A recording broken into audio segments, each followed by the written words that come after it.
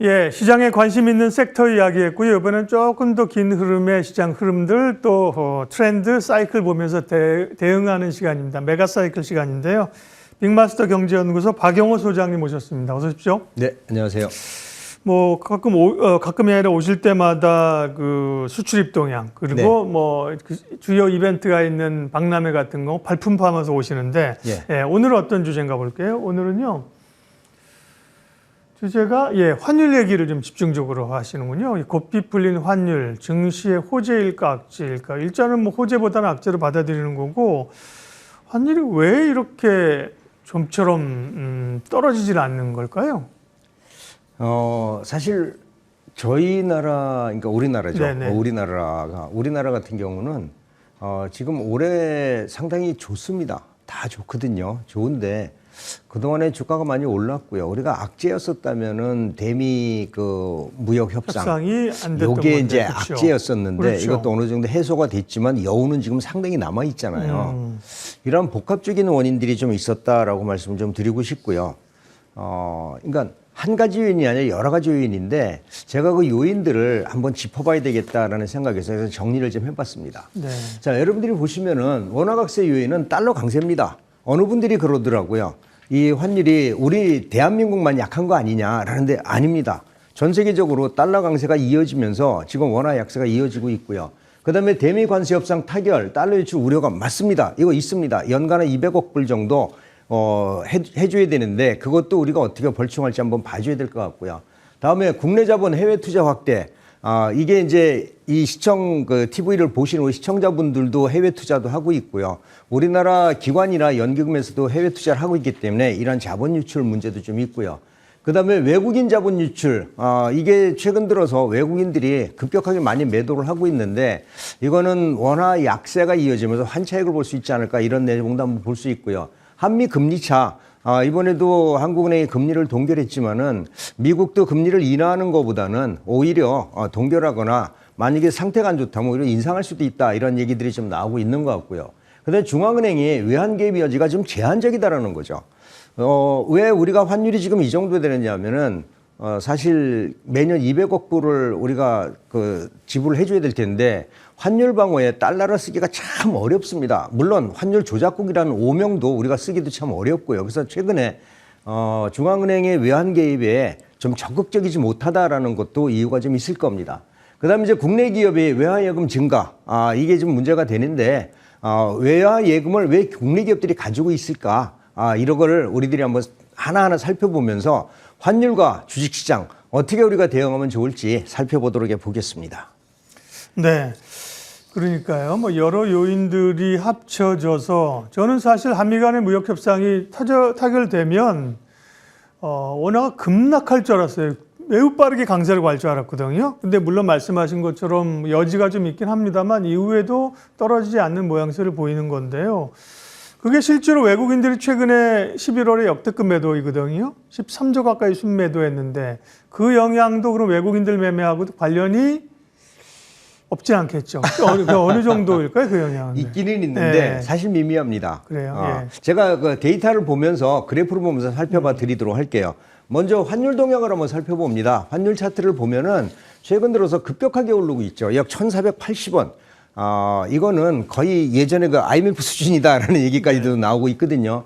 이전에 키코 사태가 벌어졌을 때가 1,600원, 500원 그 정도 갔었는데 그때 됐을 때는 중소기업들이 거의 다 죽는 이런 결과가 나오는데 지금은 1,480원이면은 지금 우리나라 경제 규모로 봐서는 이건 너무나 심하다라는 생각이 들을 거예요. 근데 왜 그럴까? 여기에 우리가 어떻게 대응을 해줘야 될까? 이게 필요한 거지 않겠습니까? 자, 다음에 주요국 환율 동향을 한번 보겠습니다. 환율 동향을 살펴보면은 지금 유로나 영국도 최근 들어 지금 약세를 보이고 있고요. 특히나 한국하고 일본, 대만은 대만 달러 약세가 우리나라 분들 좀 덜하지만은 일본하고 우리나라 같은 경우는 거의 같은 비율로 지금 올라가고 있거든요.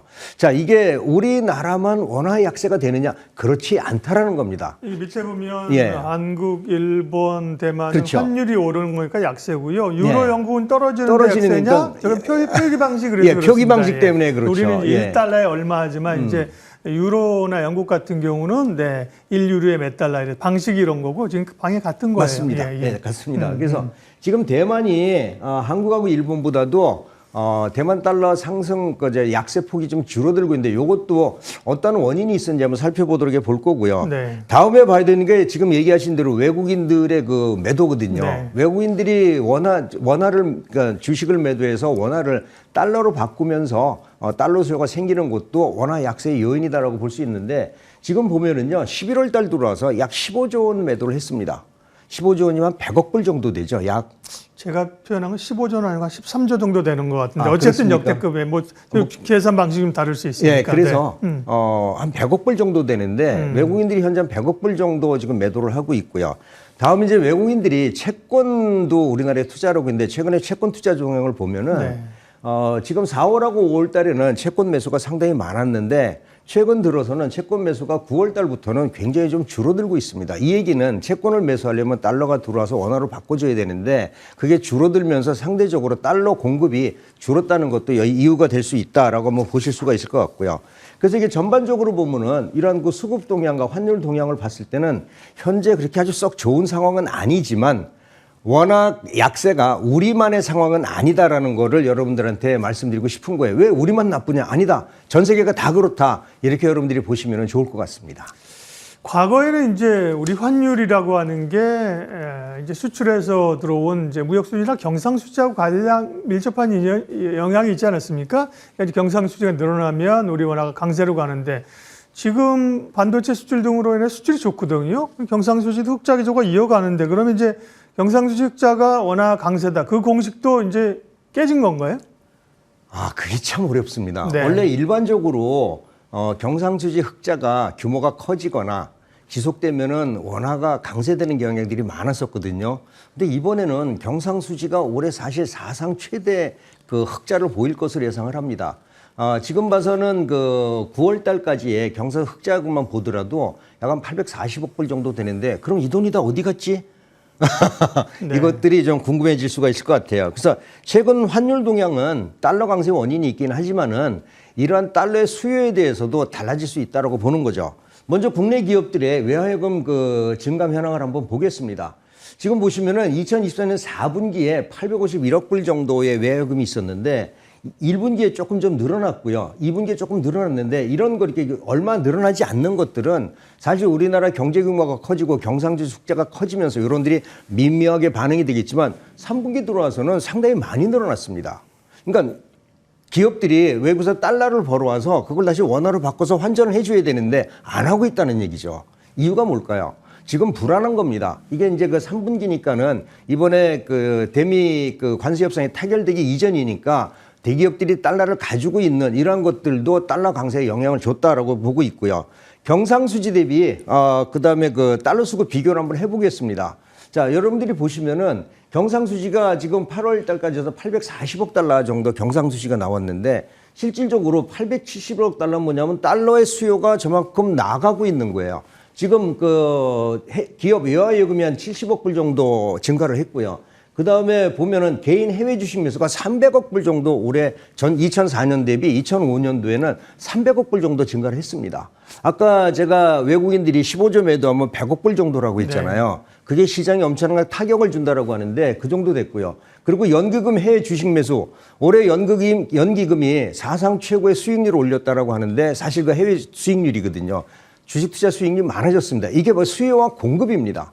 지금 그 840억 달러를 벌었는데도 870억 달러 정도가 달러 수요가 생기니까 이것이 이제 원화 약세로 이어지고 있는데 이게 지속될 것이냐는 조금 더 한번 지켜봐 줘야 될 것 같고요.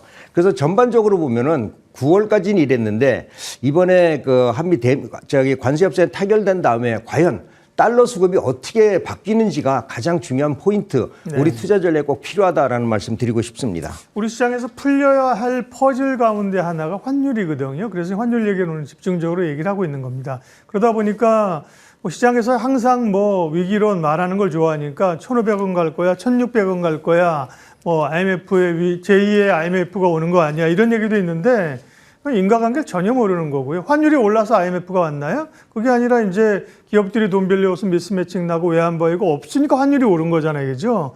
이제 IMF 오면서 그죠? 그렇죠. 그런 거 지금 환율이 올라서 IMF 온다. 이건 로직이 맞지 않는데 그러면 지금 뭐 외환 보유고 규모나 이런 것들은 어떻습니까? 좀 방어하면서 줄어들었나요? 예. 사실 이제 우리는 정말로 그 트라우마가 있잖아요. 트라우마가 외환위기라는 있죠. 네. 엄청나게 큰 트라우마입니다. 국가 부도까지 갔으니까. 직장 잃고 집 잃고 금 다 팔고 예, 다 팔고 네. 그다음에 생명까지도 이렇게 그러니까요. 그 저기 네. 하시는 분들도 계셨는데 이게 굉장한 트라우마인데 그게 뭐냐면은 원화가치 약세였었잖아요. 그래서 혹시나 이러다가 우리가 가지고 있는 달러 부족하고 매년 또 미국에다 돈 달러 줘야 된다는데 IMF 오는 거 아니야 이렇게 우려하시는 분도 계시거든요. Don't worry. 전혀 걱정하지 말라고 좀 말씀드리고 싶어요. 자, 먼저 그 적정 외환 보유고를 IMF하고 세계경제에서 한 게 있는데 우리나라 현재 외환 보유액이 10월 달에 4천억 정도 됩니다. 4천억 달러 정도 되는데 단기 외채 그 IMF에서 1번 그 적정 외환 보유고 기준이 뭐냐면은 단기 외채 대비 1배입니다. 지금 현재 그 우리나라 단기 외채가 1,600억 달러 정도 되는데 지금 보면은 4,000억 불이면은요 상당한 그 차이가 있다라는 거고요. 두 번째가 뭐냐면은 그래 만약에 달러가 부족했을 때 해외에서 물건을 수입해야 되잖아. 이걸 최소한 6개월 정도는 가지고 가줘야 돼. 그랬을 때 3,600억 달러입니다. 이것도 IMF 기준이고요. 그다음에 세계은행에서 보고 있는 거는 최소한 GDP의 20%는 가지고 있어야 이 정도의 적정한 보유고라고 하는데 그게 3,400억 달러입니다. 지금 현재 우리나라가 보유하고 있는데 4천억 달러가 넘거든요. 지금 올해 연말까지 가면은 지금 이게 그 10월 달까지 그러니까 11월, 12월 되면은 더 늘어날 거야. 한 4,300억 달러 정도 될 거다라고 얘기를 하는데 지금 적정 외환 보유고를 봤을 때는 세계은행이라든지 IMF 기준을 훨씬 초과하고 있다라는 거죠. IMF 온다 안 온다? 안 온다라는 겁니다. 자, 여기에다가 최근에 그 우리가 달러의 그 증감이 어떻게 했으냐 한번 살펴보겠습니다. 외환 보유고를 동향을 한번 보면 2001년도부터 2025년까지 한번 보시면은요. 지금 2001년도에서 약 10년간 1,700억 달러가 그 증가를 했습니다. 그러니까 연간 한 170억 달러 정도 증가했다라고 보시면 좋을 것 같고요. 그 다음에 10년 동안 1,300억 달러인데 최근 들어서 달러가 좀 부족하게 해서 경기가 안 좋아서 어렵지만은 앞으로 우리가 지속적으로 달러 보유고가 경제 상황에 따라서 늘어날 수밖에 없다라는 거죠.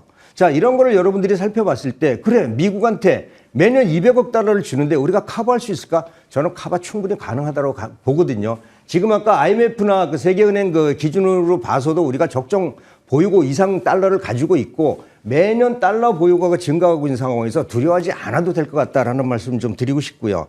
자, 그럼 주변국 외환 보유 동향은 어떠냐? 우리가 이제 한번 살펴보겠습니다. 보시면은 자, 일본 같은 경우는 1조 4,300억 달러 정도를 가지고 있습니다. 일본도 최근 들어서 외환 보유고가 좀 줄었고요. 경기가 좀 부족해서 그렇습니다.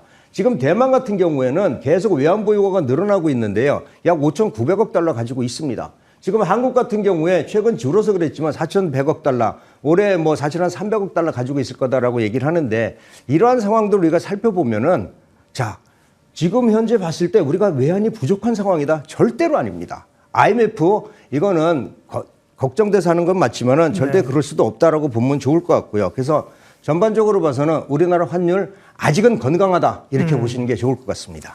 네, 환율과 외환 보유고 관련된 얘기 쭉 점검을 해주셨습니다. 그러나 뭐 외람되지만 위기가 나 다음 달에 올 거야라고 뭐 예고하고 옵니까? 항상 뭐 생각하지 못했던 쪽에서 이제 뻥뻥 터지는 게 또 금융시장이기 때문에 다들 그런에서 좀 불안해하고 있는 거고요. 투자자 입장에서는 아니 그래서 그러면 이 흐름을 가지고 어떻게 투자에 활용하면서 혹은 뭐 높은 환율이면 수혜를 받는 쪽도 또 있을 거잖아요. 어떻게 전략을 세울 거냐가 중요해요. 정리 한번 해주시죠. 가장 중요한 거는 경제입니다. 경제가 어떻게 돌아가느냐. 우리나라가 그 경쟁력이 제품 경쟁력이 있어서 수출을 많이 하느냐. 저희 나라는 수출이 안 되면은 상당히 좀 어렵거든요. 여러분들 다 아시겠지만은. 그러나 이제부터 우리나라는 시작이다라고 보는 거죠. 자, 전 세계에서 우리나라를 따라올 수 없는 업종이 뭐가 있느냐 한번 살펴보면은요. 반도체는 전 세계에서 따라올 나라가 한 군데도 없습니다. 그런데 지금 시작된 게 불이 붙은 게 뭐죠? AI입니다. AI는 앞으로 어떻게 발전할지 모르겠지만은 아마 전 산업에 가장 중요한 포인트를 집어넣을 거다라고 보고요. 한 가지 우리가 더 가지고 있는 게 뭘까? 바로 전 세계에서 최고의 산업 경쟁력을 가지고 있다는 거죠.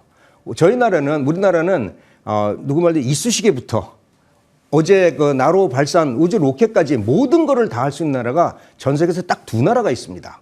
중국하고 대한민국이죠. 이런 얘기가 있습니다. 만약에 대한민국하고 중국이 손을 잡는다면 어떻게 될까? 그건 전 세계 최강이다 이런 얘기가 나와요. 그래서 다른 나라에서 중국을 견제하기 시작을 하는 겁니다. 그게 저희들한테 행운이죠. 전반적으로 봐서는 앞으로는 중국 견제가 심해질 거고요. 우리나라 산업이 발전하면서 우리나라 경제 굉장히 좋아질 거다라고 저는 장담하고 싶습니다. 그래서 두려워하지 마시고요. 이제부터 투자는 이제부터 시작이라는 점에서 철저하게 경쟁력 있는 업종, 그것도 제가 또 분석을 해드리겠지만 이러한 쪽으로 투자 전략을 세우신다면은 절대로 실패하지 않을 거다 이런 말씀 드리고 싶습니다. 네. 환율과 관련해서 고환율의 구체적인 섹터보다는 시장 전체 영향과 긍정적인 시각을 말씀해 주셨네요. 네, 환율 얘기 여기까지 오늘 집중적 분석하고요. 종목 이야기 가겠습니다. 오늘 소개해 주실 관심주 어떤 겁니까? 오늘도 역시 이제 반도체 관련 제안을 하겠는데요. 네. 그동안에 시장에서 많이 회자됐는데 DDR5가 생각보다 많이 안 팔려서 실적이 좀 어려웠습니다. 근데 최근 들어서 DDR5 판매가 가격이 급등하면서 판매량이 굉장히 늘고 있는데 이 수혜주를 한번 살펴보겠습니다. 우선 아비코전자라는 종목인데요. 아비코전자는 수동 소자하고 전장용 PCB를 생산하는 업체입니다. 최근 서버용 DDR5 공급이 급격하게 증가가 되고 있는데 서버용 DDR5에는 PMIC라는 전력 반도체가 들어가줘야 되거든요. 여기에 꼭 필요한 게 뭐냐면은 바로 수동 소자입니다. 제가 그림을 준비했는데 우선 DDR5의 PMIC가 어떤지 한번 보시면은요. DDR5 PMIC를 보면은요. 여기 빨간색으로 되어 있는 게 저게 그 인덕터라는 거고요. 그 다음에 가운데 까만 게 PMIC입니다. 전력 반도체를 구동하려면은 우리가 얘기하는 우리 트랜스가 있어야 되는데 이 트랜스 역할을 하는 게 바로 인덕터거든요. 이 시장이 이제 개화되기 시작을 했다는 겁니다. 자, 이 인덕터는 삼성전기하고 아비코전자 두 군데서 지금 만들고 있는데 지금 위에 게 삼성전자 스타일이고요. 그 다음에 밑에 게 아비코전자 스타일인데 이거는 전 세계에서 최대 강점을 가지고 있는 것도 이 두 나라 삼성전기, 아비코전자입니다. 그래서 아비코전자는 2분기 실적하고 3분기 실적이 굉장히 좋았습니다. 이유는 뭘까요? 바로 DDR5가 판매가 증가하면서 여기에 대한 인덕터 매출이 늘어났는데 이게 앞으로 지속될 거다라는 점에서 여러분들이 꼭 관심을 가지셔야 될 것 같고요. 재무제표도 상당히 좋습니다. 부채 비율 낮고 이보율 높고요. 그래서 이 종목은 이제까지 주목받지 않았지만 다시 한번 반등할 수 있는 종목이다. 이렇게 보시면 좋겠습니다. 7,200원, 목표가는 8,500원으로 제시를 해 주셨고요. 2주 전에 11월 14일 날 관심주 KC텍이 있군요. 잠깐 리뷰하고 마무리하죠. 예. KC텍은 반도체 관련주 우리가 CMP 공정인데 이 지속적으로 매출이 반도체 쪽에 늘어날 수밖에 없습니다. 반도체 쪽 포인트 놓치지 말자라는 점에서 지속적인 관심 가지시면 좋을 것 같습니다. 네. 오늘 메가 트렌드는 이제 환율 얘기를 좀 깊게 했고요. 종목 이야기까지 빅마스터 경제연구소 박용호 소장님 함께 했고요. 다음 주 월요일 스페셜리스트 잠깐 예고하겠습니다. 오늘은 이제 어제 미국이 휴장이어서 잠잠하잖아요. 이제 또 다음 주 들어가면 미국의 금리 인하를 필두로 해서 이슈들이 많이 불거질 거예요. 12월 금리 인하 기대감, 또 산타랠리는 오는 것인가, 미중산업경제연구소 조용찬 소장님과 월요일 날 함께 분석하겠습니다. 여기서 오늘 마무리하겠습니다. 고맙습니다.